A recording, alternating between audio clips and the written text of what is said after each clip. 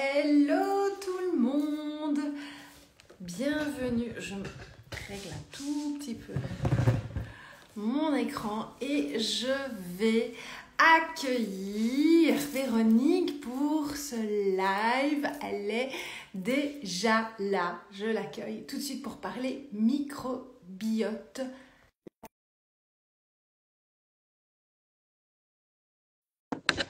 Hello, hello. Venez nous rejoindre. Elle arrive normalement, elle arrive à se connecter. On va parler du microbiote. La voilà. Et voilà, elle est là. Écran. Voilà.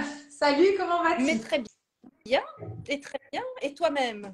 Bien, écoute, ça va. Hein? En ta présence, ça va toujours bien. Écoute, on va microbioter ensemble. Ah, le microbiote. Mais avant, tu vas d'abord te présenter à ma communauté, puis moi je vais me présenter à la tienne, et puis après on va venir sur le vif du sujet, le microbiote. Donc ne quittez pas si vous voulez savoir ce que c'est. C'est très important. Alors, bonjour tout le monde. Moi, je m'appelle Véronique Liès, donc je suis diététicienne nutritionniste. Je suis enseignante. Je donne des cours, notamment à l'université à Grenoble. Je donne des cours en ligne professionnels de santé, notamment le microbiote. Et je suis auteure de livres.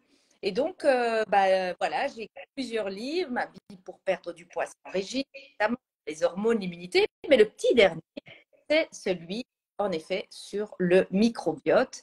Et voilà, je trouvais ça intéressant d'aborder l'angle sport microbiote. Et toi aussi, on a tout de suite tilté sur le sujet. Oui. Et toi, Julie, raconte-nous alors un petit peu ce que tu fais et ce qui t'a arrivé justement par rapport à ça. Alors, juste, je pense que tu as un tout petit problème de connexion. En tout cas, de mon côté, tu as des petits bugs. Donc, je ne sais pas si c'est ta connexion ou la mienne. Peut-être que notre communauté, Ah. les gens qui nous suivent pourront nous dire s'ils nous entendent bien ou pas. Mais moi, j'ai des petits sauts quand tu me parles. Je ne sais pas si toi, c'est fluide quand tu m'entends. Fluide et mon réseau a l'air nickel. Donc, Bah, écoute, moi aussi, mais c'est pas grave, on se comprend. Sinon, on fait les gestes. Alors, bah écoute, moi je suis une ancienne sportive de très haut niveau de karaté à la base, donc je suis vraiment née dans le sport toute petite. J'ai été 2 fois médaille d'or à la Coupe du Monde de karaté, j'ai été 17 fois championne de Belgique waouh! pendant de nombreuses années donc, en compétition internationale. Et j'ai créé 2 concepts féminins qui ont fait un tabac en Belgique en cours collectif. Et depuis 2 ans, je me suis lancée complètement en ligne sur des programmes en ligne. Fini le sport de haut niveau intensif, etc., performance dure et tout. Non, maintenant c'est le bien-être au quotidien, se sentir bien dans son corps, dans sa tête, avec le sport, la nutrition et le mindset, et surtout être en pleine santé, épanoui et heureux. Voilà le leitmotiv de ma plateforme en ligne qui n'est pas que sportive. Voilà le petit résumé de mon parcours. C'est ce qui m'avait plu d'ailleurs, justement, chez toi et sur la plateforme que tu as, c'est que c'est pas juste du sport, c'est vraiment un ensemble de choses. Alors, apparemment, tu as raison, il y a des petits bugs. Je vois ça. Et je ne sais pas si, du coup, j'ai pris mon téléphone en main, je ne sais pas si ça a résolu le problème. Je suis sur le Wi-Fi. Moi, je me suis mis direct en 4G, comme ça, je suis sûre. Mais normalement, le Wi-Fi est très bon. Mais est-ce que tu veux qu'on recommence sur le 4G? Mais Ça semble. Alors, il y en a qui disent que c'est mieux. Moi, j'entends très bien. Ah voilà, c'est Donc, il y a des pouces. Donc, à mon avis, c'est le téléphone qui était posé. Voilà, on va rester comme ça. Moi, je t'entends beaucoup mieux en tout cas. Okay. Bon, ça y est, on est parti. Donc, tu disais, c'était ça que tu avais aimé. Mais justement, oui, parce que moi, en fait, bon, les gens ne savent pas toujours trop, mais j'ai eu des petits soucis de santé assez importants. J'ai été alitée pendant 4 mois vraiment à plat. Et après, j'ai dû me remettre un petit peu en mouvement. Et ce que j'avais apprécié sur ta plateforme, c'est qu'il y avait tous les niveaux, toutes les durées, tous les temps. Et ça permettait vraiment de commencer avec des programmes de 10 minutes. Je trouve qu'il n'y a rien de plus saoulant que d'avoir un programme où tu as 40 minutes et tu n'arrives pas au bout. C'est hyper démotivant. Donc voilà. Alors, il y a des personnes qui demandent, pouvez-vous nous dire qui vous êtes à nouveau?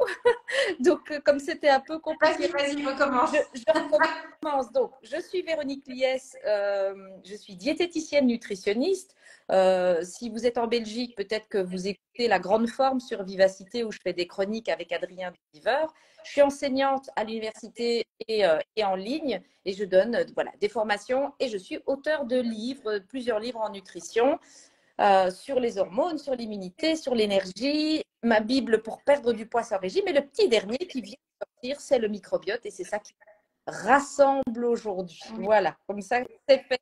Et donc, j'expliquais que moi, ce qui m'avait vraiment plu, c'est que je puisse me dire, je démarre un programme où c'est des séances de 10 minutes, où je m'y remets progressivement et où je ne suis pas écœurée, tu vois, parce que tu n'arrives pas au bout. Et voilà, c'est ce qui m'avait plu.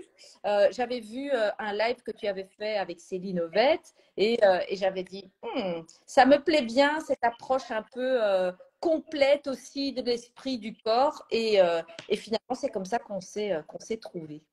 Oui, c'est ça. Bah, écoute, moi, je m'intéresse de plus en plus à tout ce qui est santé globale.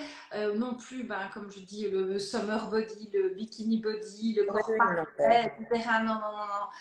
C'est fini. Puis bon, on est dans la quarantaine, donc on sait aussi ce qu'on veut et ce qu'on ne veut plus. Plus. Allez, moi, je suis dans la quarantaine. Pas plus alors. Passé déjà le cap déjà depuis quelques tours, tu vois. Ah oui, c'est vrai, je t'avais déjà dit que tu faisais pas ton âge. C'est vrai, tu vois, comme quoi je suis restée braquée. Hein.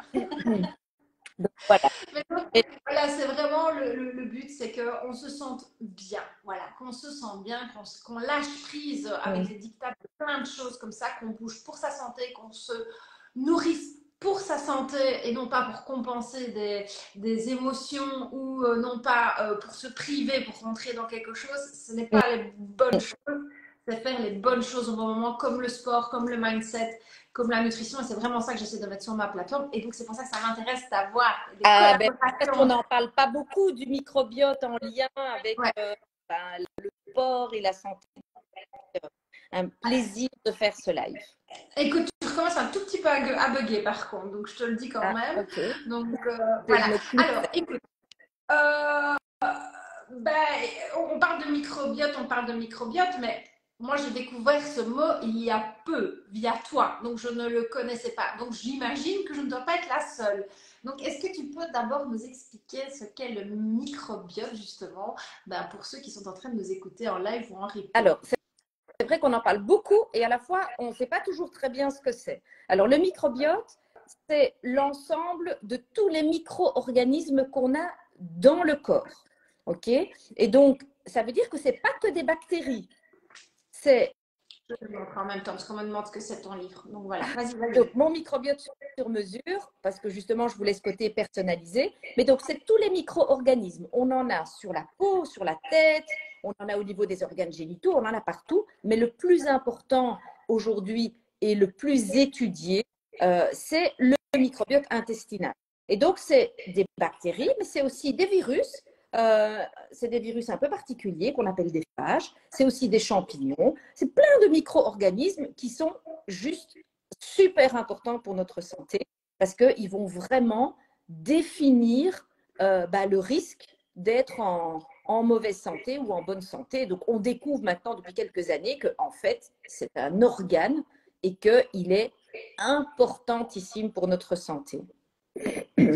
Oui, et c'est super important de le nourrir, entre guillemets, de plein de manières, mais bonnes, justement, parce qu'on ne se rend pas compte du tout, en fait, de ce fameux premier cerveau, hein, qu'on appelle ça le premier cerveau primitif, c'est l'intestin qu'on dit, et puis après, il y a une autre cerveau qui s'est développé. Il y en a beaucoup qui le disent dans l'autre sens. Hein, voilà, moi, j'ai lu dans ce sens-là, mais ça reste à prouver parce qu'on a la théorie. Vrai. On a plein de choses à démontrer encore aujourd'hui. Mais on dit que de toute façon, c'est notre deuxième cerveau, donc effectivement, ça régule autant de choses dans notre vie, dans notre santé, que notre cerveau qui se trouve Mm. ici. Donc, il faut en prendre soin et on ignore vraiment comment on doit faire. En fait, on est très mal éduqué dans notre alimentation de base et surtout par l'industrie.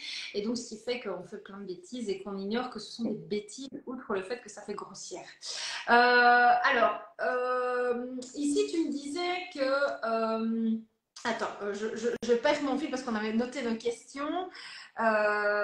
Oui, alors voilà, la question était de savoir aussi par rapport au microbiote. On n'a pas tous le même. Non, le tien n'est pas le mien. Et ça joue à quoi? Ça joue à la génétique ou est-ce que ça joue avec notre mode de vie, notre alimentation, ce qu'on fait, etc. Ça joue à quoi? Alors, les deux. Alors, génétique, pas totalement, c'est fort lié à l'environnement, mais la période, à partir du moment où notre maman est enceinte, est-ce que tu m'entends Oui, bien? oui. Ok. À partir du moment où démarre la conception, eh bien, jusqu'à l'âge de 2 ans, c'est une période absolument cruciale pour la formation du microbiote. Pour avoir un bon microbiote, il faut que votre maman eh bien, n'ait pas pris trop de poids et mangé assez d'oméga 3, qu'elle ait mangé des fibres, qu'elle n'ait pas reçu d'antibiotiques, que vous soyez né par voie basse. Il faut donc, et pas par césarienne idéalement, hein, ça ne veut pas dire qu'on va tous tomber malade si on est né par césarienne, mais c'est tous des petits facteurs qui vont s'additionner. Et puis, il faut que pendant les 2 premières années de vie, il n'y ait pas eu une prise d'antibiotiques chez l'enfant trop fréquente, donc le moins possible, même une fois. De nos jours. Hein. Et en fait, une seule fois des antibiotiques avant l'âge de 6 mois, ça augmente déjà le risque d'obésité. Alors, je ne suis pas en train de dire qu'il faut ne pas prendre des antibiotiques, hein, parce que quand des antibiotiques sont prescrits, c'est qu'ils sont nécessaires. Mais ça explique aujourd'hui à quel point cette période est fondamentale. Ouais. Après ça, notre alimentation, durant l'enfance, l'adolescence, l'âge adulte, va aussi continuer à influencer le microbiote, mais à plus court terme, malheureusement. C'est-à-dire que pendant les premières années de vie, c'est une véritable programmation, alors qu'après, on a des effets favorables de notre alimentation, mais vraiment en gardant une alimentation qui soit correcte, c'est tout le temps. Donc la mauvaise nouvelle, c'est que si vous vous dites, allez, pendant 15 jours, je vais bien manger, comme ça j'aurai un bon microbiote, c'est loupé. C'est pas des cures qu'on fait, Voilà, c'est un changement radical. c'est vraiment un effort continu si vous n'avez pas eu la chance d'avoir à la base un bon microbiote. Après, la bonne nouvelle, c'est que c'est vrai dans les deux sens. Vous avez un bon microbiote, vous partez 2 semaines au Club Med, vous vous tapez la cloche, quelque chose de pas possible, vous vous en mettez plein la cravate et vous détruisez votre microbiote, eh bien, il va revenir après dans sa composition idéale, on va dire. Donc, le plus important pour le chouchouter, c'est les fibres, c'est les prébiotiques, c'est les polyphénols, ce sont les oméga 3. Et tout ça, ce sont des aliments que le corps, que l'intestin enfin, que les micro-organismes vont transformer et ça va permettre d'avoir une bonne composition de ce microbiote parce qu'en fait, on n'a pas le même. Donc, certains vont avoir des bactéries très pro-inflammatoires. D'autres vont avoir des bactéries plutôt anti-inflammatoires. Et donc, ça fait évidemment toute la différence en termes de santé. Donc, c'est pour ça qu'il faut bien le chouchouter. Et alors, moi, la question me vient, c'est justement parce que ça, je l'ai lu dans ton livre et j'ai envie que tu nous en parles parce que c'est quelque chose qui m'a interloqué. C'est qu'est-ce que ça peut avoir comme incidence sur notre santé réelle? Qu'est-ce qu'on peut risquer à avoir un microbiote déséquilibré ou mal entretenu comme. Oh là là. Comme Mais tout, en mais fait. ça peut aller très loin. Il y a beaucoup de choses, j'ai lu que c'est vraiment. Mais c'est incroyable. C'est-à-dire qu'aujourd'hui, on considère que c'est l'élément le plus important. Et je vois les questions passer. J'ai envie de répondre à tout le monde. On va essayer de répondre à quelques-unes après. Mais c'est quelque chose qui est déterminant dans la santé. Alors, la santé digestive. Donc, oui, il y a évidemment un rapport avec le syndrome de l'intestin irritable. C'est évident. Mais c'est vrai aussi pour le cancer du côlon, pour les maladies inflammatoires chroniques de l'intestin. Donc, toute la sphère digestive est évidemment directement impactée, mais on sait que c'est aussi un lien qui a été établi avec les dépressions hypertension, les maladies neurodégénératives, les cancers, le diabète, l'obésité.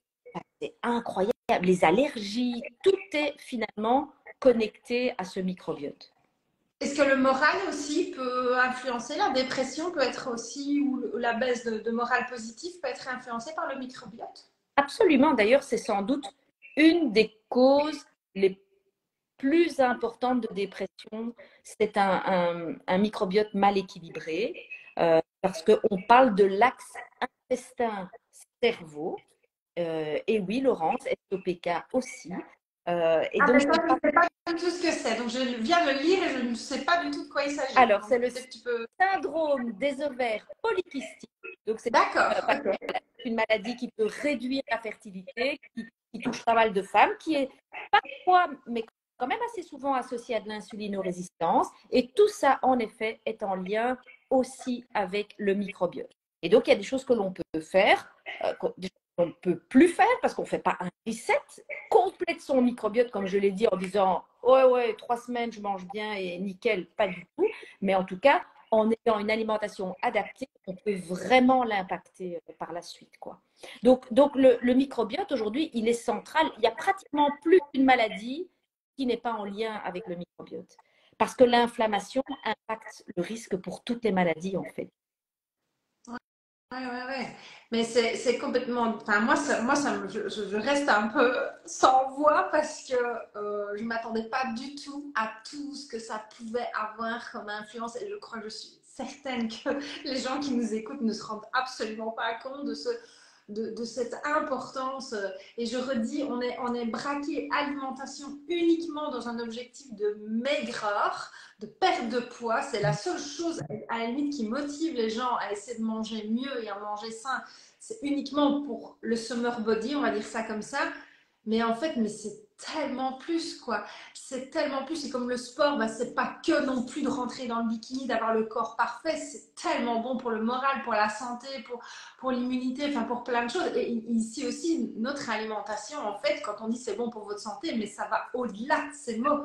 Ça peut Oui, vraiment. oui, et parce qu'on parle de l'alimentation ici, mais pour faire le lien avec ton activité, il faut savoir qu'il n'y a pas que l'alimentation qui influence ce fameux microbiote. On va avoir aussi le fait d'être stressé, ça va avoir un effet. Le sport va avoir un effet sur la composition du microbiote. Et en fait, c'est une des raisons pour lesquelles le sport est important de le pratiquer. C'est important de un pratiquer effet du sport. positif. Bien sûr, le côté positif, sauf si vous vous lancez dans des choses extrêmes, puisqu'on sait que les sportifs de haut niveau ont très souvent, je pense que tu l'as vécu Oui. toi-même, des problèmes ou digestifs. Par exemple, les personnes qui font des trails, des marathons, on sait qu'il y a parfois, excusez-moi, mais des diarrhées en fin de course et des choses comme ça, parce que le sport, vraiment l'effort trop intense, eh bien, ça fait ce qu'on appelle un intestin poreux. Ça fait vraiment de l'hyperperméabilité intestinale. Et donc, ça fait voilà, notamment des diarrhées et des problèmes de santé et chute de l'immunité. Mais oui, mais justement, je rebondis là-dessus parce qu'on en a discuté tout à l'heure avant ce live et je t'ai dit, bah, en fait, moi, donc, comme je l'ai dit au début, j'ai été sportive de très haut niveau, donc sport très intense, tous les jours, des heures et des heures, la performance meilleure que meilleure que meilleure et tout et tout. Et moi, vraiment, à l'époque, parce que ça date quand même il y a quelques années, je n'étais pas suivie par des bons nutritionnistes du sport parce qu'on ne se faisait pas suivre à cette époque-ci. Maintenant, les sportifs de niveau sont un peu plus suivis, donc c'est déjà beaucoup mieux parce qu'on peut réguler aussi avec une alimentation adaptée à côté. Mais moi, ce n'était pas du tout mon cas. Et en fait, depuis que j'ai arrêté le sport de haut niveau et même en cours collectif, je faisais des sports très intensifs, très perturbants, assez intenses et tout, et bien j'étais tout le temps malade. Tout le temps, tout le temps, tout le temps malade. Je chopais tout ce qu'il y avait. J'avais l'impression d'avoir un système immunitaire absolument catastrophique. Et depuis que maintenant, je suis plus cool dans ma pratique sportive, je fais des choses plus douces, moins dans la performance, moins long, moins intense, moins torturer mon corps, et bien en fait, je suis en meilleure santé et en meilleure forme. Donc c'est vraiment, de nouveau, comme dans tout dans la vie, les questions de juste équilibre, de juste bon dosage, des bonnes choses, Et tu etc. sais pourquoi? De quoi? Eh bien, tu avais ce lien, cette chute notamment de l'immunité. Alors, il y a plusieurs explications, mais euh, il y a aussi, et c'est vraiment prouvé, comme ça change le microbiote et que ça le rend plus inflammatoire, eh bien, en fait, les bactéries, elles sont capables de communiquer avec ton système immunitaire et de l'influencer dans le mauvais sens. Et puis après, il y a une question d'hormones, on ne va pas se mentir, puisque quand tu fais du sport de haut niveau, ça fait du cortisol, et le cortisol, ça va plutôt freiner ton immunité. Mais donc, c'est toutes des choses aujourd'hui qu'on commence vraiment à découvrir et on commence vraiment à comprendre qu'en fait, ce microbiote, il est central dans notre santé et qu'il est urgent de s'en occuper mieux que ça. Et le problème, c'est que les gens, ils ballonnent de plus en plus, ils ont de plus en plus de troubles intestinaux. Et ça, c'est une question absolument indispensable que je t'ai dit qu'il faut qu'on aborde parce que le nombre de femmes qui m'envoient des messages, mais je crois que j'en ai au moins 2-3 par jour, qui me disent qu'est-ce que je peux faire contre le ballonnement, quelles sont les astuces, etc. Alors, le sport peut aider, bien évidemment, parce que de toute façon, ça ne fait que du bien, mais c'est aussi dans l'alimentation et dans le microbiote principalement que ça va se jouer. Donc, si tu pouvais, ben voilà, ça peut être, comme ça, on ne va pas tout dévoiler, tous les secrets non plus, mais si tu pouvais justement nous donner quelques clés ou des aliments peut-être à bannir ou à privilégier pour éviter ce type de ballonnement récurrent qui sont quand même souvent chez la femme. Alors, je vois les commentaires passer, hein, on parle de charbon, c'est vrai, mais le charbon, il va juste enlever un symptôme, il ne va pas vraiment régler la cause. Alors, je vais répondre à ta question en t'en posant d'autres. Quand quelqu'un ballonne, à ton avis, quels sont les premiers réflexes qu'ils ont? De moins manger. De moins manger, je dirais, non? Et de moins manger quoi? Ce qui fermente. Donc, ils vont dire, par exemple, les choux, ça me fait ballonner, je ne mange plus de choux. Ils vont commencer à supprimer toute une série de choses. Ils vont dire, je ne mange plus de gluten, je ne mange plus de produits laitiers, je ne mange plus de fibres parce que ça fermente. Et comme ça, les gens commencent à supprimer plein de choses de leur alimentation. Et en fait, c'est la plus grave erreur. Donc, ce qu'il faut absolument éviter de faire, c'est ça. Parce que notre microbiote, pour être bien nourri, il a besoin de prébiotiques. Et ça peut être aussi préciser la différence pro. Qu'est-ce que c'est justement, voilà, la différence entre les deux? Parce que le mot se ressemble, mais ce n'est pas du tout la même chose. Attends, parce que on t'entend parfaitement bien, mais moi je ne te vois plus du tout. Tu es complètement crypté. Attends, ben, je suis désolée, hein, mais c'est vrai qu'il y a des petits problèmes de réseau manifestement. Et Moi, je t'entends, mais je crois qu'on ne te voit plus. Et oui, les messages arrivent dans ce sens. On ne me voit plus, Non. carrément. Mais tu es flou. Tu es complètement flou en fait, pixelisé. Moi, je me vois. Qu'est-ce qu'on fait? Attends, ça bug complètement. Ce que tu peux faire, c'est moi je reste, tu te déconnectes et tu reviens, tu refais demander, comme ça tu changes peut-être de réseau entre temps. Ça va? On fait ça. Je me Est-ce que tu as déconnecte. une question que je peux répondre en attendant? Okay. Ça va? Tout de suite. Bon, allez, Véronique va revenir. Désolée pour ce petit bug, mais restez bien connectés parce que le sujet est super important et super intéressant. Et je pense que ça en intéresse beaucoup. Et je pense aussi surtout qu'on fait pas mal d'erreurs parce qu'on croit, on a des fausses croyances, on nous dit tellement de tout à travers dans tous les sens que finalement on ne sait plus quoi faire et à quel sein se vouer. Et donc ici on a la chance d'avoir une vraie professionnelle du sujet qui va vraiment pouvoir nous donner quelques conseils. Elle va pas pouvoir tout nous expliquer parce que c'est tellement vaste. Et surtout, ce qui est super important aussi, c'est qu'elle me dit, comme elle le dit, on a chacun un microbiote différent, donc c'est vraiment très au cas par cas. Donc c'est pour ça qu'on ne va pas pouvoir explorer tous les cas ici ensemble. Me revoilà. J'en profitais pour broder un petit peu pour dire que justement, comme tu m'avais expliqué au début, c'était vraiment du cas par cas et qu'on ne pouvait pas explorer tous les comment dire, tous les cas ici dans ce live et qu'on va faire de manière très globale, mais il y a le livre qui est là, qui est, donc je le rappelle parce qu'il y en a qui viennent de nous rejoindre, donc c'est mon microbiote sur mesure. Si vous allez sur mon compte Insta, donc vous cliquez sur mon compte ici au-dessus, vous le rejoignez. Et dans ma petite bio, vous allez voir, il y a tous mes liens. Et dedans, il y a mes liens sur Amazon et il est dans ma sélection de livres nutrition. Donc, vous allez pouvoir avoir le lien directement pour aller le commander si vous voulez. Et pour ceux qui me demandent, moi, mon site, c'est befeedgood.com. Et vous allez aussi sur ma bio de mon compte, le lien. Et vous allez avoir le lien sur mon site et tout ce qu'il faut pour me retrouver facilement. Et sur le profil de Véro aussi, vous allez pouvoir la retrouver. Et cette vidéo sera en replay. Donc, ne vous tracassez pas, vous allez pouvoir la revoir par après. Donc, voilà. Allez, Bon. ça commence à revenir ton réseau. On peut voir mieux maintenant. Désolée, hein, mais je n'ai jamais de problème de réseau, jamais. Donc, c'est toujours dans les lives que ça arrive. Hein, c'est toujours comme ça. Voilà, c'est comme ça. Bon, alors, on parlait probiotiques et prébiotiques. Voilà. Donc, un probiotique, c'est les bactéries qu'on va prendre. Donc, un probiotique, normalement, c'est une bactérie vivante qui, quand elle est ingérée en quantité suffisante, va avoir un effet bénéfique sur la santé. Donc, voilà, c'est des bactéries. C'est surtout dans le commerce des lactobacilles, des bifidobactéries, mais il y en a d'autres aussi. Et après, on a les prébiotiques. Et les prébiotiques, c'est tout ce qui nourrit le microbiote. Donc, ce sont vraiment les fibres, c'est ce qu'on va retrouver dans les fruits, les légumes, les légumineuses, les noix. Et donc là, on n'est plus du tout dans le monde des bactéries, mais vraiment dans ce qui va enrichir notre microbiote. Donc ce sont, on va dire que les probiotiques, on peut les trouver en fait en complément alimentaire, c'est ça qu'on prend en complément. Et les prébiotiques, c'est ce qu'on peut trouver dans l'alimentation pour nourrir correctement. Alors, c'est plus ou moins vrai.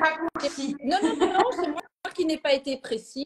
C'est parce que en fait, on trouve aussi des bactéries. En fait, les probiotiques, c'est des bactéries qu'on va prendre en complément, mais on trouve des bactéries dans l'alimentation, par exemple dans les yaourts, par exemple dans le kombucha, par exemple dans le kéfir, ce genre de choses-là. Donc, les légumes lacto-fermentés, si on a des experts. C'est une petite question parce que moi, je suis fan de ça. Je l'utilise tout le temps. C'est mon nouveau... C'est mon nouveau aliment que j'utilise à tout. Est-ce qu'il y en a dedans? C'est une question purement personnelle. Le quoi, tu dis? Dans le ski. Oui, dans le ski également. D'accord. Absolument. Donc, ça, c'est parfait. Par contre, il n'y en a pas dans le fromage blanc. D'accord. Donc, c'est pour ça une grande différence. Il y en a dans les fromages, mais seulement si c'est des fromages ou les crus. Donc, voilà, c'est dans quelques aliments qu'on va les retrouver. Et sinon, on peut les prendre, bien évidemment, en complément alimentaire. Alors, les prébiotiques, eux aussi, existent en complément alimentaire. On peut tout retrouver ou dans l'alimentation ou en complément. Tu vois, ça, je l'ignorais complètement. Voilà. Et donc, mais la différence, c'est que quand tu as besoin de probiotiques, pour avoir vraiment des quantités intéressantes et importantes, ça va être souvent plus facile avec des compléments. En prévention, l'alimentation va être parfaite. Si tu veux vraiment avoir un effet ciblé, ça va être plus facile. Et d'ailleurs, dans le livre, par pathologie, je conseille quelle souche prendre parce qu'en fait, chaque souche va avoir un effet différent et une action différente. Tu vas avoir des... pas te dire que tous les probiotiques qu'on voit dans le commerce, en fait, c'est tous les mêmes et que non. Et ça agit. C'est ça. En fait, il y a des probiotiques qui sont capables de digérer la lactose pour nous. Il y en a qui vont être anti-inflammatoires. Il y en a qui vont jouer sur la barrière intestinale. Il y en a, voilà. En fait, c'est vraiment, il y en a, ça va être des dépressions. Contre les dépressions, on va appeler ça des psychobiotiques. Donc, on a vraiment des souches qui sont aujourd'hui bien identifiées pour avoir des effets précis en fonction de ce qu'on recherche. Et c'est ça que je voulais faire dans ce livre. C'était vraiment de donner des conseils prébiotiques et probiotiques spécifiques en fonction des problèmes de santé pour qu'on puisse progressivement arriver vraiment à de la personnalisation. Et donc, on parlait des ballonnements. Oui. C'est une grave erreur de retirer les prébiotiques. Mais évidemment, les prébiotiques, c'est ça qui fait fermenter dans l'intestin. Donc, c'est ça qui donne des petits gaz et des ballonnements. Donc, on se dit, oh, je vais arrêter. Mais c'est une mauvaise idée parce qu'en fait, c'est ça qui nourrit votre microbiote.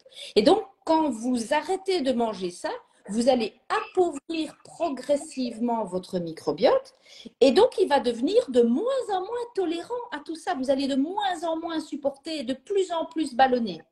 Donc, il faut vraiment. Alors, il y a des connaisseurs dans ton public, Julia, parce que je Mais vois que. je vois ça. Mais à mon avis, ce sont les connaisseurs de chez toi. Ah, Enfin, peut-être, c'est pas que les miens ne connaissent pas, mais il y a beaucoup de noms que je ne connais pas, que je n'ai pas l'habitude de voir. Donc, je me dis que c'est des gens qui viennent de ta communauté écoute, il y a professionnelle. des gens du monde Mais c'est bien, partout. c'est intéressant parce que du coup, nous, ceux qui n'y connaissent pas, ils apprennent plein de choses. Et moi, je trouve ça extrêmement intéressant. Donc, voilà. Donc, je vois glutamine passer, en effet. Alors, la glutamine, c'est quelque chose qui va renforcer la barrière intestinale. Et c'est vrai qu'on a une mauvaise barrière.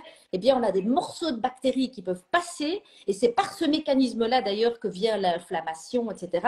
Donc, oui, tout à fait, la glutamine, ça peut être vraiment une bonne idée dans des cas vraiment d'inflammation au niveau de l'intestin. Mais il faut essayer de faire quand même un peu du sur-mesure, on va dire. Et c'est ça que je voulais vraiment voilà, mettre en avant, c'est que ça ne sert à rien de dire je prends des probiotiques. Il faut vraiment être capable de cibler ce qu'on veut prendre et c'est ça qui marche le mieux, quoi. Donc voilà, les ballonnements, quand Donc, du vraiment coup, on on a. disait pour les ballonnements, il ne faut pas retirer ce qui crée les gaz, on va appeler ça comme ça aussi notamment. Mais alors, qu'est-ce qu'on fait du coup? Parce que, voilà, qu'est-ce qu'on Alors, fait? qu'est-ce qu'on Mais, fait? Alors, d'abord, mais si c'est on quand a, même là. alors, si on a très, très mal et que ça fait vraiment que c'est très compliqué, on peut les retirer, mais pas longtemps. On va faire une semaine ou deux pour un peu calmer le jeu, on va dire ça comme ça. Et ensuite, très progressivement, on va réintroduire tout ça. Alors, on va commencer par ce qui ne fermente pas dans les prébiotiques. Donc, les polyphénols, par exemple, des choses qui ne fermentent pas trop, les fruits rouges, le thé vert, les épices. Ce sont des polyphénols, dans le cacao aussi, mais qui ne fermentent pas beaucoup, mais au moins on apporte déjà des prébiotiques. Ensuite, on va introduire des fibres, mais on dit peu fermentescibles. Donc, on va vraiment aller voilà, tout ça, j'explique dans le livre. Évidemment, ici, c'est difficile de passer en long, en large, mais les fibres, il y a toute une série de fibres qui fermentent peu. Par exemple, le psyllium. Le psyllium, c'est vraiment très bien quand on fermente. On se dit, ah, pourtant, c'est des fibres, je vais gonfler. Pas du tout. Le psyllium aide vraiment à faire passer des ballonnements, des douleurs. C'est génial parce que c'est bien la constipation, c'est bien pour la diarrhée. Donc, avec le psyllium, on ne peut jamais se tromper. Vous avez aussi les graines de lin mixées, par exemple, qui fermentent assez peu, qui sont très, très bonnes pour le microbiote et pour la santé.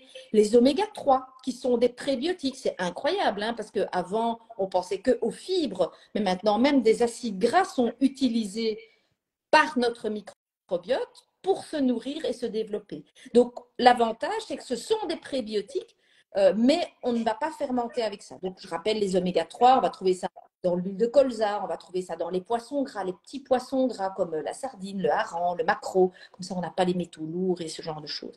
Ensuite, on va commencer à réintroduire des aliments qui fermentent plus, les choux, les lentilles, etc., mais en toute petite quantité. On va faire de l'homéopathie. Donc, au début, on fait une cuillère à soupe et on attend de voir comment ça se passe. Et si ça se passe bien, après 2, 3 semaines, on fait une deuxième cuillère à soupe. Et en fait, on va rééduquer son microbiote. Petit à Et petit. c'est comme ça, petit à petit, mais ça prend vraiment du temps. C'est voilà, c'est vraiment comme ça qu'on va réintroduire doucement ces fibres et ces prébiotiques et du coup, sans fermenter parce que le microbiote va être à nouveau habitué, si vous voulez. Et alors, bon, il y a des souches spécifiques, mais ça, il faut. Voilà, je les connais évidemment pas toutes par cœur, Bien sûr. mais il y a par exemple des bifidobacterium longum bien spécifiques qui sont top contre le ballonnement. Et dans le livre, je donne à la fin tous les noms des produits en fonction du problème et de la pathologie. Donc, j'essaye vraiment de donner des conseils très, très concrets pour qu'on dise, ah ben, moi, mon problème, c'est ça. Et comme ça, je sais que je dois prendre tel probiotique et tel prébiotique, quoi. C'est pour ça que c'était sur mesure. J'ai voulu vraiment montrer qu'on peut commencer à faire vraiment des conseils personnalisés. Mais oui, vraiment, voilà, il y a. Je tombe vraiment sur la table des matières ici, par exemple, vous n'allez pas pouvoir la lire, mais effectivement, on parle autisme, on parle ballonnement, on parle cancer, on parle cancer du sein, on parle constipation, on parle maladie des dents, dermatite, diarrhée, endométriose, gluten. Immunité, intestin irritable, maladie cardiovasculaire, etc., etc. Donc, Ménopause. Ah oui, et ménopause. Voilà. Deuxième petit sujet qu'on va aborder si tu veux bien, parce que bon, moi, je suis dans l'âge qui commence tout doucement à arriver, bah, comme tout le monde, à la préménopause et à la ménopause. J'ai beaucoup de femmes de ma communauté qui sont en préménopause et qui sont en ménopause. Et c'est clair que bah, notre corps change Ah, ben, complètement. clairement. Et alors, Et il faut l'accepter. Il y a des choses qu'il absolument. faut pas se battre contre les moulins à vent, hein. Il ne faut pas Euh, se braquer non plus, parce que plus on se braque, plus les symptômes arrivent. Hein. C'est l'effet Ah ben psychologique. le stress n'est sûrement pas bon, hein, ça c'est très très clair. Alors à la Et ménopause, justement, euh, alors, en quoi le microbiote ben voilà, peut influencer et de quelle manière? Alors dis-moi que ça peut être positif, j'espère, sur la ben, ménopause. les changements à la ménopause sont rarement très très positifs, on va dire. Donc il y a plusieurs choses qui se passent à la ménopause. À la ménopause, au niveau du microbiote, il y a une chute des lactobacilles. En fait, les œstrogènes, quand ils sont là, avant la ménopause, ils sont responsables de la présence notamment de glycogène qui permettent aux lactobacilles de se nourrir et de se développer. À la ménopause, il y a des modifications de microbiote, notamment liées à cette chute des œstrogènes. Et donc, on a plein de lactobacilles qui disparaissent. Et donc, ça peut faire chez certaines femmes de l'inconfort, des cystites, ça peut faire des vaginoses et ça peut faire tout ce genre de problèmes-là. Donc, moi, je conseille vraiment à la ménopause de penser à prendre des probiotiques, ne pas zapper les produits laitiers parce que c'est quand même, comme je l'ai dit, alors attention, quels produits laitiers? Uniquement ceux qui sont vraiment intéressants, donc les yaourts, le skyr, des choses comme ça, pas des trucs transformés, des yop et des trucs hyper sucrés, ça c'est évidemment J'en pas. ai 2 secondes sur le sujet, mais moi je suis intolérante au lactose, donc il y a vraiment des trucs où ça passe pas du tout, du tout, du tout, du tout. Donc j'ai essayé de les bannir. Et le skyr, il passe comme une crème, comme je dirais. Aucun Eh bien, tu problème, sais pourquoi honnêtement. il Et c'est passe? extrêmement bon. Donc c'est bien la preuve qu'il ne faut pas se braquer, que dès que c'est mis lactose, c'est mauvais. Pas d'office, en fait. Pas Mais non, d'office. mais parce qu'en fait, je vais te dire, quand il y a des bactéries, les bactéries, elles prédigèrent le lactose. Donc, toi qui manques de l'enzyme pour digérer le lactose, donc il y a une enzyme qui s'appelle la lactase. Ouais. C'est ça, en fait, quand tu manques de lactase, tu ne peux pas digérer le lactose, donc tu ne peux pas absorber, donc ça va jusqu'au côlon et blablabla, ça fermente. Et en fait, il y a des bactéries dans l'aliment qui digèrent pour toi le lactose. C'est pour ça que dans le yaourt, il n'y a pratiquement pas de lactose et qu'en général, il est très très bien toléré. Moi, je pense, enfin, Donc voilà. je fais 2 secondes de parenthèse par rapport à ça parce que c'est vraiment devenu une tendance, hein, enfin, une tendance, je vais appeler ça une tendance. L'intolérance au lactose, on entend ça beaucoup, beaucoup. Et il y en a en fait qui se déterminent comme allergiques au lactose alors que c'est juste une intolérance. Et je pense qu'il faut vraiment un peu tester en fait, un peu les tester Mm. tous et voir ceux pour lesquels bah, on réagit très mal, ou ça va pas du tout, et ceux qu'on tolère parfaitement bien. Mm. Et moi, j'ai commencé à comprendre en fait qu'il y en avait que ça passait sans aucun problème et d'autres où ça passe pas du tout. Et voilà, et du coup, j'ai quand même cet apport en lactose nécessaire au bon Mm. fonctionnement Oui, de la parce que le circulation. lactose est un prébiotique. Maintenant, il y a des gens qui sont vraiment totalement intolérants et qui vont prendre alors en complément alimentaire de la lactase. Ça, c'est tout à fait possible. Donc voilà, j'ai expliqué pourquoi parfois on tolère, parfois pas. C'est quand il y a des bactéries, on tolère beaucoup mieux. Maintenant, le fromage à pâte dure, il y a pas de lactose dedans, donc ça passe aussi très bien. Donc c'est vraiment en fonction, voilà, il faut juste connaître l'aliment. Et puis, une allergie, on ne peut pas être allergique au lactose, on peut être allergique à la protéine de lait et on est intolérant au lactose. Donc, ce sont deux choses qui sont C'est des complètement… confusions beaucoup Voilà, que les gens font par rapport à voilà. ça et c'est C'est pour des ça que confusions que faut parfois préciser. Ouais, voilà, c'est on va très faire. différent. Et donc, Et donc, c'est vrai que… vas-y. Dis-moi. Non, Non, à non, la ménopause, on parlait de la j'allais ménopause. revenir Et sur donc, la ménopause en fait. Voilà. voilà. Et donc, la ménopause, il faut vraiment ne surtout pas zapper ce qui fermente, comme je l'expliquais tout à l'heure. Il faut les réintroduire très progressivement, prendre des probiotiques et ne pas oublier que malheureusement, quand on prend du ventre, c'est pas que des ballonnements. Il faut pas se mentir, à la ménopause, on devient un petit peu insulino-résistant, on appelle ça. Donc, malheureusement, c'est l'insuline qui est moins efficace et donc on se met à faire un petit peu de gras au niveau du ventre et des choses comme ça. Et ce n'est pas des ballonnements. Voilà, donc voilà, et la cellulite aussi, hein, ça c'est clair, un peu partout. Ça peut être aussi la thyroïde qui va un petit peu s'enflammer. Donc voilà, il ne faut pas tout supprimer. Je ne suis pas une grande fan des produits laitiers. Par exemple, le lait, pour moi, c'est un aliment très transformé qui peut poser problème chez certaines personnes. Je dis simplement, il ne faut pas tous les mettre dans le même sac. Et c'est vrai que voilà, les yaourts, par exemple, c'est vraiment quelque chose d'intéressant. Donc voilà, à la ménopause, surtout, pas zapper ce qui fermente. On prend un bon probiotique. Aujourd'hui, dans le commerce, il y en a qui sont vraiment spécifiques par rapport à la santé vaginale, etc., chez la femme et qui sont vraiment très, très efficaces. Et c'est surtout des lactobacilles. On peut aussi prendre des bifidobacterium brevet, bifidobacterium longum, etc., qui ont vraiment des effets anti-ballonnement et ce genre de choses. Ouais, c'est vrai qu'il y en a beaucoup qui confondent justement de moi dans ce que je vois par rapport au sport et les femmes qui viennent me trouver, le ventre gonflé, on va dire ça comme ça, soit ça peut être du gras, effectivement, ça peut être de l'eau, ça peut être simplement du ballonnement et ça peut être aussi un excédent de peau distendu suite à une perte de poids ou après une grossesse, etc. Et c'est vrai que les gens ont beaucoup de mal à faire la distinction et du coup, ils ne s'orientent pas toujours dans le bon sens parce que si c'est la peau, le sport n'aura pas d'effet, ni le régime, c'est vraiment traiter la peau et probablement que les compléments alimentaires ou les probiotiques aussi vont faire certains peut-être agir sur l'élasticité de la peau aussi. Je ne sais pas s'il y en a qui agissent. Alors, c'est plus sur la santé de la peau. En fait, il y a vraiment un axe intestin-peau. Donc, des personnes qui font des rosacées, des dermatites et des choses comme ça, il y a un lien avec le microbiote. Le relâchement cutané, on ne va pas se mentir, ça c'est vraiment lié à la chute des œstrogènes. Et comme tu dis très bien, les régimes, c'est pire.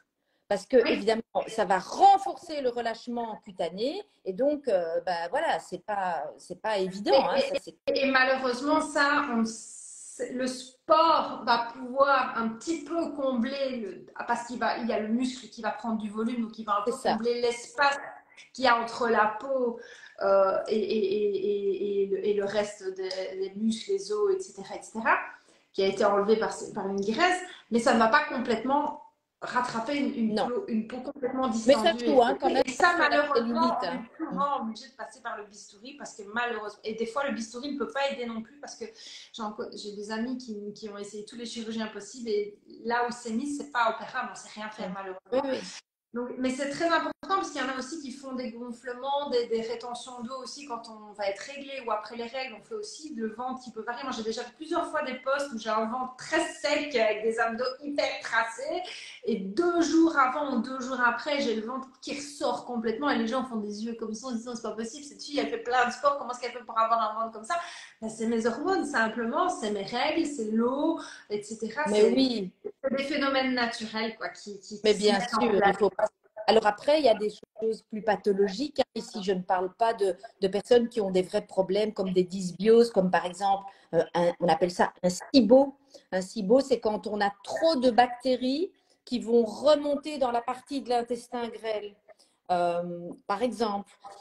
Et donc, ça, c'est des choses pathologiques qui peuvent nécessiter la prise d'antibiotiques parfois. Et parfois, ça aide certaines personnes. Mais là, c'est vraiment à voir avec un gastro-entérologue. Et par rapport à la prise d'antibiotiques, alors c'est peut-être une fake news ou une fausse idée, mais moi, on m'a toujours dit, quand tu prends un antibiotique, il faut prendre des probiotiques. Est-ce que c'est vrai ou est-ce que c'est une fake news? Non, c'est tout à fait vrai. Et ce serait bien que ça se sache bien plus. Et heureusement, maintenant, les médecins généralistes commencent à le conseiller. Ce n'est pas systématique, mais il y en a quand même plusieurs qui commencent à le conseiller. Oui, c'est important faut le faire. C'est important. Moi, mais écoute, moi, c'est les NutriShop avec qui je collabore, avec les compléments alimentaires, etc., qui m'ont donné cette information-là. Et parce qu'on sait que les compléments alimentaires, ils peuvent être très, très mal vus, etc. Mais là, je travaille vraiment avec des gens avec qui j'ai complètement confiance, avec qui j'échange. Et c'est eux qui m'ont donné ce conseil-là. Donc, tu vois, comme quoi, on peut aussi, donner des bons conseils, même si ce ne sont pas des médecins. Mais c'est jamais un médecin qui me l'a dit. Alors, Comme il y a, quoi, il y a tu vois, c'est jamais un médecin qui me l'a dit. l'intérêt est double, c'est éviter la diarrhée, parce qu'il y a des gens qui font une diarrhée à cause des antibiotiques. Et là, on peut conseiller notamment du Saccharomyces boulardii, des choses comme ça. Et puis, c'est aussi accélérer la formation du nouveau microbiote, entre guillemets, parce qu'évidemment, on a bien compris que antibiotique, ben, ça veut dire antibactérie, donc on tue un peu tout sur son passage. Et c'est le but, on tue les méchants, mais on tue aussi des gentils.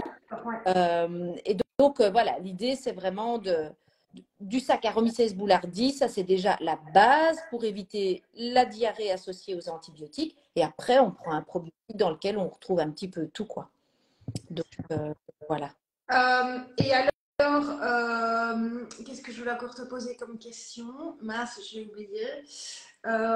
Oui, si, voilà. Comment peut-on savoir, en fait, si, eh bien, on a un bon ou un mauvais microbiote? Bonne question. Alors, plusieurs options. Soit vous avez une maladie, un vrai problème, et vous pouvez vous douter quand même que vraisemblablement il y a un microbiote qui n'est pas top.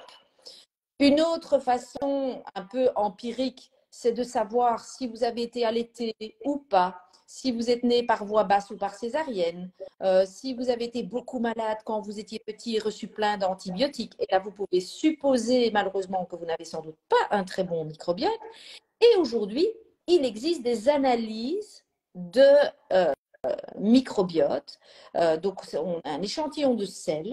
Et donc, vous avez des laboratoires qui vous proposent bon, ça coûte quand même entre 150 et 200 euros. C'est quand même un budget, mais qui permettent d'avoir une sorte de cartographie du microbiote. Uniquement l'intestinal? Oui, mais c'est une super bonne question parce que maintenant, j'ai vu qu'ils allaient lancer aussi des analyses de microbiote vaginal. Il faut savoir que le microbiote vaginal, il est moins complexe que l'intestinal. Il y a 6 catégories de femmes. C'est passionnant. Hein. Est-ce que vous savez même que le microbiote, il influence le fait d'être fertile ou pas, de faire des fausses couches ou pas? Moi, je l'ai lu tout à l'heure, mais effectivement, je ne savais pas, non.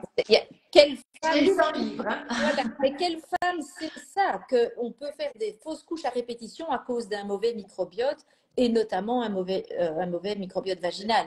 Donc, c'est quelque chose qui est assez nouveau et incroyable. Et donc, il y a vraiment des profils de microbiote au niveau vaginal. Il y a 6 profils différents. Et en fonction de votre profil, vous êtes plus ou moins à risque de vaginose ou pas, quoi. Donc, c'est vraiment des choses qui sont assez étonnantes. C'est l'avenir, hein. Le microbiote, c'est l'avenir. Parce qu'il y a des études en cours maintenant qui montrent que, par exemple, si on te fait ce qu'on appelle une transplantation de microbiote fécal, donc on te donne… Ah oui, Caca de quelqu'un d'autre? on te donne le caca de quelqu'un d'autre. Donc on choisit le donneur, il doit répondre à certains critères, il fait son petit cadeau et puis c'est traité. Soit c'est introduit dans l'intestin par sonde nasogastrique, donc on te met un tuyau avec la préparation, ça te passe par le nez et ça va directement jusqu'à l'endroit. Soit maintenant, ils font même des gélules lyophilisées. Donc, pour l'instant, tout ça est à l'étude. C'est utilisé véridiquement que dans les infections à Clostridium, les 3e récidives d'infection. Donc, vraiment que dans un cas précis. Mais il y a énormément d'études en cours. Et figure-toi, c'est incroyable. Figure-toi que tu réponds mieux à une chimiothérapie quand tu as un certain microbiote. Et donc, ce qu'ils sont en train d'étudier, c'est s'ils ne peuvent pas faire des transplantations du microbiote fécal avant une chimiothérapie pour améliorer les chances de réussite de traitement. C'est un truc de ouf. Hein. Donc, c'est vraiment dingue. Complètement, moi, enfin, c'est pas ce qui m'ennuie, mais c'est que En fait, et on le voit, ou faire le test du microbiote ici qu'on nous pose comme question, c'est vraiment ça. Moi, je n'ai aucune idée si j'ai un bon ou mauvais microbiote. Je ne sais pas du tout comment ça. Enfin voilà, à part ce test-là, comment est-ce que je peux le faire? Est-ce que je prends le réflexe de me dire quand j'ai un problème de santé ou quelque chose qui ne va pas, je vais chercher la petite Bible, le petit lexique à l'intérieur et je regarde mon symptôme et je regarde si effectivement je suis concernée parce qu'il y a peut-être des choses que j'ai ou que je n'ai pas et que ça peut peut-être m'aider. Je ne risque rien de toute façon à tester Non, ça. non, mais ce n'est pas non plus un livre de médecine et de prescription médicale, Non, hein. Donc, c'est un non, non, livre on est d'accompagnement. d'accord, on est Mais je d'accord. dirais Mais ça que, peut aider. voilà, que ça peut clairement aider. Alors, il y a quelqu'un qui a demandé la prise d'urticaire via les probiotiques. Alors, je ne connais pas la raison de l'urticaire, mais clairement, il y a des problèmes liés au microbiote et l'urticaire, et notamment Helicobacter pylori. C'est une bactérie qui est chez 50% des personnes dans l'estomac et qu'on ne devrait normalement pas avoir. Eh bien, sa présence favorise des crises d'urticaire. Donc, ça important d'aller voir un gastro-entérologue et de faire le test. Malheureusement, c'est vraiment des tests, voilà, c'est des endoscopies, des choses comme ça, mais parce que c'est une bactérie qui est assez mauvaise et qui peut, chez certaines personnes, 1%, augmenter le risque de cancer de l'estomac. Donc, il y a des bactéries qui sont très méchantes, qu'il vaut mieux repérer. Eh ben, l'urticaire peut faire partie, ou pas, hein, c'est pas la seule chose, mais des symptômes. Mais n'oubliez pas le stress aussi, hein. Le stress modifie le microbiote Le et ça stress. peut Ouais. faire des, et ça fait des symptômes. Mais que faire alors, Véronique? Que faire? Qu'est-ce qu'on fait? Qui allons-nous voir? Alors, Est-ce que c'est toi qu'on va voir? Est-ce que c'est ton donc, livre qu'on va voir? Est-ce qu'on va voir on un va toujours, gastro-entérologue? Est-ce que notre on va médecin généraliste toujours peut nous aider? on va toujours voir son médecin, évidemment, pour faire un diagnostic et ce genre de choses, ça c'est Ça clair. reste très Ah, basique hein, quand voilà. même. Mais tous les médecins ne sont pas du tout formés au microbiote, c'est quelque Non. chose qui est assez nouveau. Donc, c'est vrai que la lecture du livre, elle montre vraiment toutes les choses à faire, les stratégies de base pour tout, renforcer son microbiote, renforcer sa barrière, renforcer sa couche de mucus, pour faire de la prévention. Et ensuite, par pathologie, il y a des conseils spécifiques, quel prébiotique, quel probiotique. Donc, on peut faire ça sans prendre de risques, Ok. mais il ne faut Ça, pas passer à côté d'un diagnostic. Voilà, le but, c'est évidemment toujours d'abord d'être sûr du diagnostic, que le médecin ait validé le problème, et après, on peut agir. Après, il y a des laboratoires, comme le laboratoire SYNLAB, comme le laboratoire LIMS, comme Biocodex. Il y a plusieurs laboratoires qui font des tests de microbiote. Et donc, évidemment, l'idée, c'est de faire ça auprès d'un médecin qui est formé, qui peut interpréter les résultats, qui peut, voilà, qui peut donner des conseils justes, quoi. Mais on ne se fait jamais de tort en suivant ces conseils élémentaires qui se trouvent dans le livre où vraiment j'explique toutes les familles de fibres, de prébiotiques, toutes les sources, comment on remet tout ça au menu. Ah, attends, on t'entend plus. Et là, on fait vraiment de la Voilà. prévention. Oh,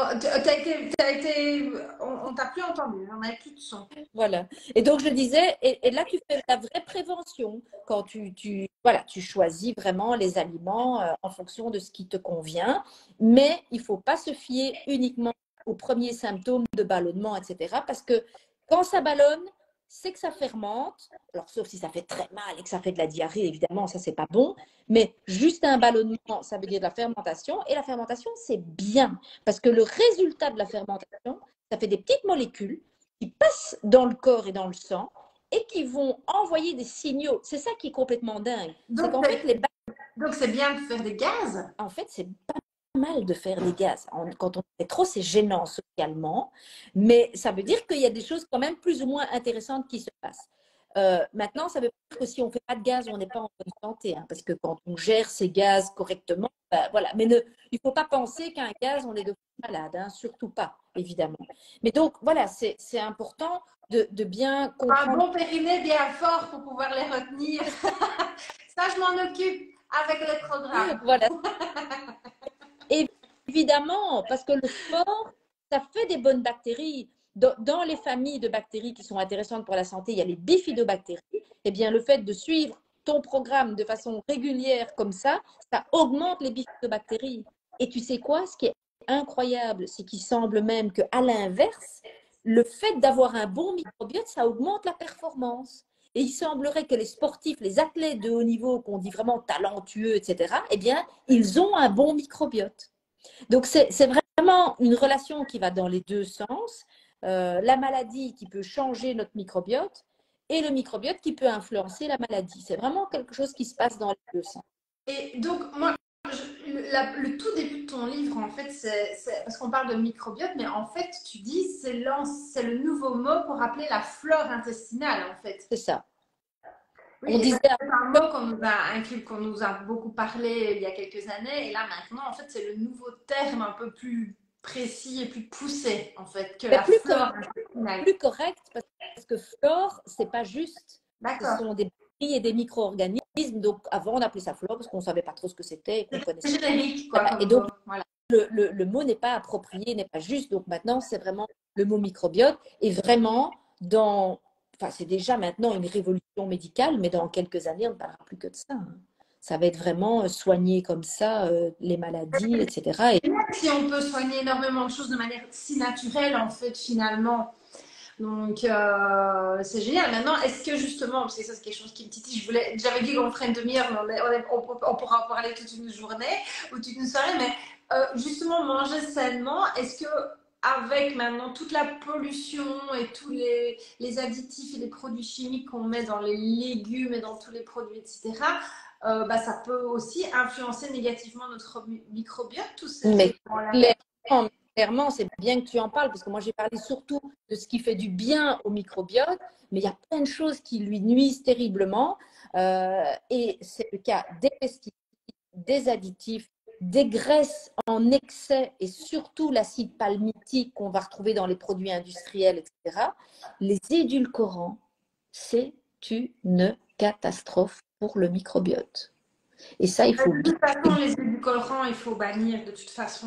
Enfin, moi, je ne suis pas une. tout le monde ne le Si sait on veut pas. créer quelque chose, un bon miel bio, et puis voilà, c'est tout. Enfin, arrêtons avec Les tout. gens se disent que c'est zéro calorie, et en fait, c'est zéro calorie qui font grossir. Et comment ça fait grossir? Parce que ça modifie le microbiote et ça favorise de l'insulinorésistance, du diabète, etc. Donc, il ne faut surtout pas partir là-dedans. Je n'ai pas dit qu'il faut boire du coca normal non plus, parce que c'est beaucoup de sucre et que c'est certainement pas terrible non plus. Hein. Mais ouais, je préfère un bon vrai coca, mais de temps en temps, il fait chaud, on a envie de se faire plaisir, et voilà. Mais pas en quotidien, puisque c'est l'eau, idéalement, qui doit rester vraiment la meilleure des boissons. Mais donc, les édulcorants, les émulsifiants, attention, donc les additifs, les pesticides, tout ça, ça agresse terriblement le microbiote. Et donc voilà, je vois dermatite atopique. Oui, bien sûr, tout ça est influencé, mais en première ligne par le microbiote. Comme privilégions, en fait, d'avoir notre potager à nous dans notre maison, mais ce n'est pas si simple que ça. Oui, bio, c'est déjà bien hein, si on a la possibilité de manger bio.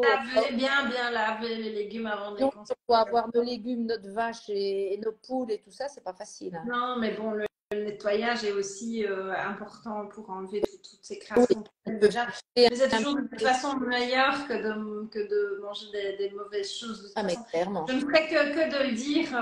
Voilà, moi c'est vraiment mon leitmotiv, c'est l'esprit, travailler l'esprit, le mindset, parce que ça influence énormément, dont le stress, etc., qui influence notre santé de manière globale, hein, le mindset. Et le corps, et dans le corps, il y a quoi? Il y a le bon carburant qui est par l'alimentation qui permet d'être en bonne santé, en pleine forme, pleine énergie, etc., etc. Et le sport à dose normale, pas besoin d'être dans l'excès, pas besoin de faire des longues séances intensives et dures, juste une bonne question d'équilibre, des bonnes choses qui nous font du bien, prendre du plaisir, que ça devienne une routine saine.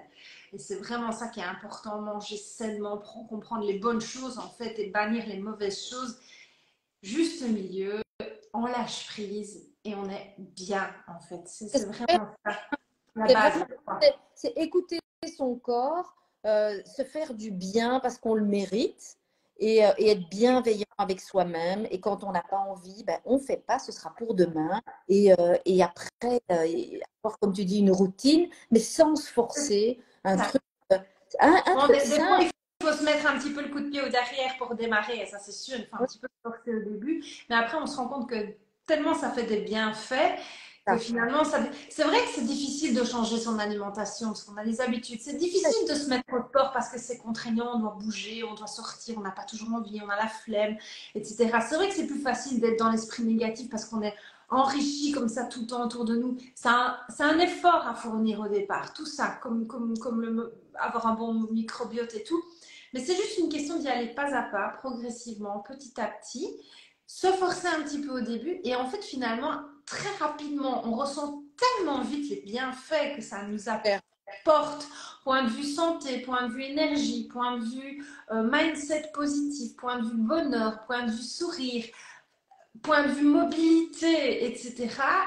Que finalement on a bien fait de faire ces efforts là et ça ne devient plus des efforts à la longue parce que ça devient tellement du plaisir qu'on ne sait plus s'en passer. Voilà, on ne sait plus s'en passer. Moi, j'ai drastiquement stoppé le sucre, mais vraiment, vraiment, vraiment.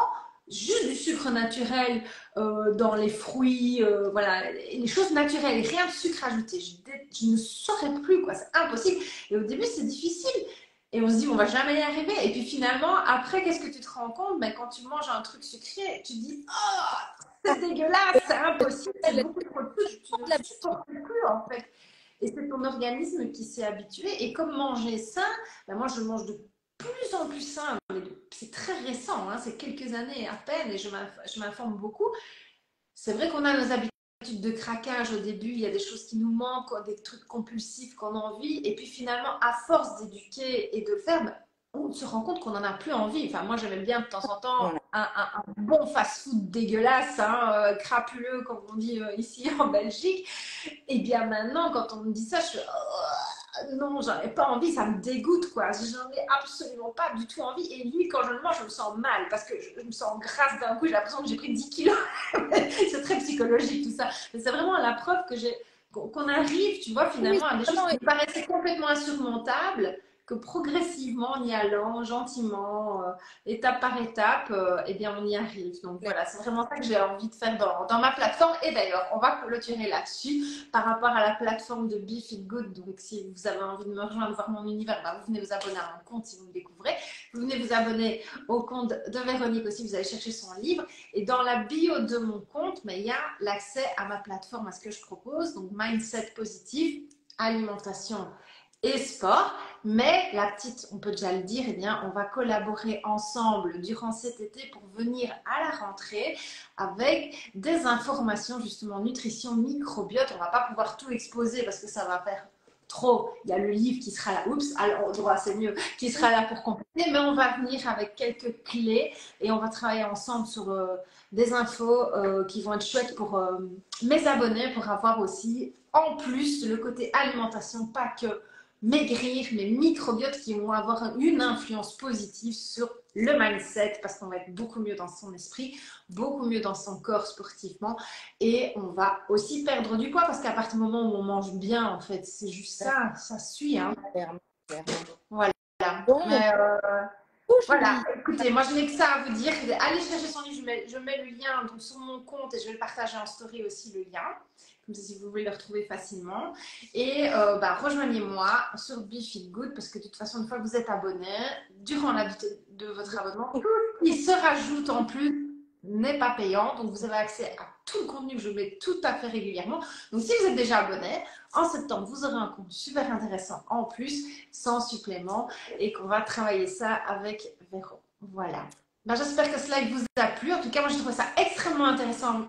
J'ai découvert beaucoup de choses et je pense que beaucoup de personnes ont découvert beaucoup de choses. Il sera disponible en replay si vous n'avez pas tout vu depuis le début. On n'a pas pu répondre à toutes les questions de tout le monde, on en est désolé, mais sinon, alors à un moment donné, on ne sait pas débattre sur le sujet, on fait vraiment du cas par cas et on s'excuse vraiment à toutes celles à qui on n'a pas pu répondre aux questions en message privé. en passant, mais c'est pas facile. Déjà, il faut les choper, de un, Oui, et de deux, si on s'arrête, alors à un moment donné, on ne fait plus que de répondre aux questions et on ne développe pas le fond global du sujet. Donc, c'est pour ça qu'on essaie vraiment de rester sur le fond global du sujet. Et donc, si vous avez aussi ce livre, franchement, alors, il y a des parties qui sont un peu plus technico-techniques parce qu'il y a beaucoup de termes, ce qui est logique. Hein, un type de probiotique et de terme, parce que le terme scientifique, il faut bien que tu l'utilises. Ah Donc, oui. effectivement, le bidding protéine, etc., moi, je ne sais pas ce que c'est, quoi. Tu vois, je prends le premier mot qui me vient par ici en passant. Ben, c'est ça que Tu ne j'explique. peux pas les Et vulgariser. Mais par contre, l'explication est claire. Il est vraiment facile à comprendre, même si c'est un sujet très, très pointu. Et j'aime beaucoup ce petit lexique à la fin qui peut te permettre aussi de retrouver au cas par cas quoi faire. Et il y a toute la partie recette aussi. ah oui, il y a une Oui, recette aussi pour bien son voilà. microbiote. Il y a plein de recettes sur la fin, vous ne les voyez pas. Je ne sais pas si vous les voyez, c'est peut-être à Oui. l'envers, mais comme ça, vous voyez qu'il y a des recettes. Mais ça aussi, vous allez en retrouver en septembre sur YouTube Good. Donc voilà. Bah, écoute, Véro, merci beaucoup. Merci à vous d'être resté sur ce live. J'espère vraiment que ça vous a plu. Et n'hésitez pas à venir commenter parce qu'il va être en replay sur nos deux comptes. On va partager ça tout de suite maintenant. Et n'hésitez pas à poser vos questions. Peut-être qu'on arrivera à y répondre si ce n'est pas trop pointu comme sujet. À ce moment-là, bah, c'est un travail plus individuel. Voilà. Bah, bonne soirée. Bonne À soirée. Au revoir tout le très vite. Allez, ciao, ciao. monde. Ciao.